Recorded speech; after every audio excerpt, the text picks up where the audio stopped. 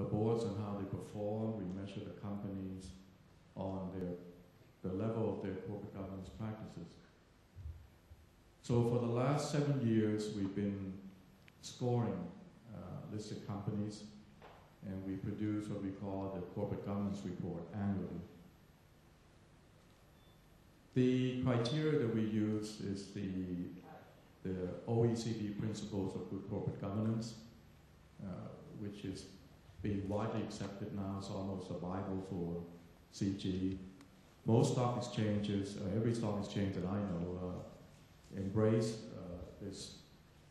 these principles, and they issue guidelines to their listed companies, more or less in the same way as the OECD prescribed them. And under these principles, we developed about 120 criteria to score listed companies based on the information that they disclose to the public. And from the first year, 2003, we scored about 100 companies. It was just a smaller set. But the score at that time, the overall score was about 50%, exactly 50%. So the full score is 100%.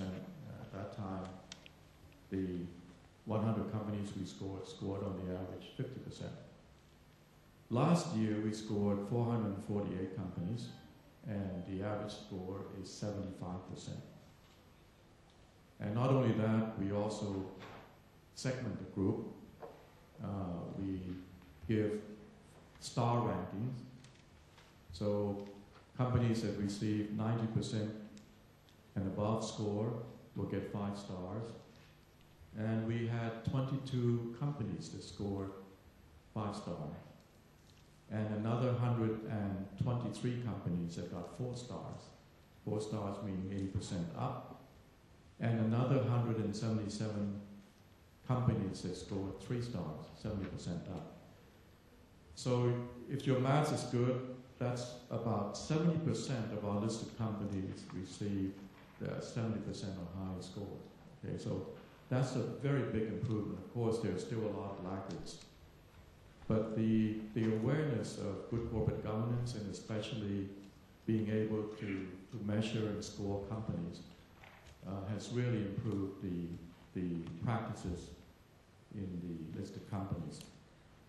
Now, getting back to CSR, one of the 5 categories that the OECD prescribed in the principles has to do with rights of stakeholders.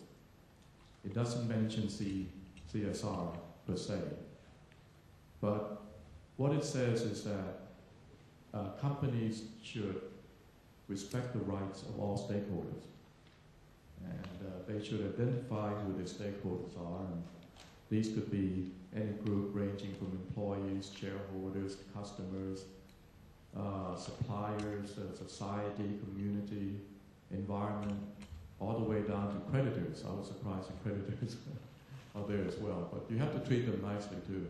Yeah. But under the principles, the board of directors should not only identify, but you should have a clear policy, basically on how you would protect their rights. And then for best performing boards, they would go further and say how they can actually add value, to these different groups of stakeholders.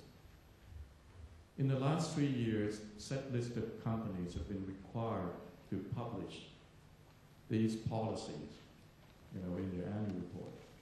Okay. And I have some numbers to show you how they have performed based on our evaluation last year. Under this category of rights of stakeholders, our CGR report found that from the first year that we scored these companies, the average score was 32%. Last year it went up to 68%. So that's a big improvement over the last 6 years. Now, if you peel the onion to get more details, and the way we look at this is each different group of stakeholders to see how the listed companies have given importance, to each group. In the 4 areas of strength of our almost 500 listed companies, shareholder rights, of course, scored number 1. 74% of these 450 companies scored excellent in the policies to protect shareholders' rights. When it comes to customers, they're second. About 61% of these companies got excellent score, on how they protect the rights of customers and add value to them. And then third place is the society and the community. Okay. So these are the 4 leading areas where our listed companies score very highly. But below 50%, then we move on to suppliers and business partners. Here, only 40% of the listed companies score excellent scores, meaning that there's a 60%, that really haven't addressed this group. Another 34%, only 34% got excellent score on environment. Okay. And when it comes to employees, safety and benefits, only 24% got good scores. Further down, HR development, only 24%. And then there's a question on allowing good communications with all stakeholders, and only 22% scored well. So there's another almost 80%, that haven't scored very well. And lastly, creditors, only 21% had any policy to protect the rights of creditors. So that's a snapshot of last year, and we were trying to put the metrics behind corporate social responsibility in this respect. Of course, there are many other ways to measure it. But since last year, since the beginning of last year, the SET has gone a step further. It produced a CSR guideline to the listed companies.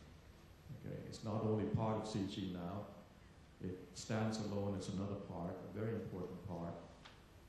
And from this year, the Thai IOD will be putting the metrics behind this. So we'll be measuring where each company is in the 4 stages of implementation of CSR. Okay, I don't have the details to show you now, but by the end of this year, we will be announcing, a subset of the CSR measurement, and only dedicated to CSR. So I hope that maybe if I'm invited again, Dato Michael, next year, I may be able to show you some of these results.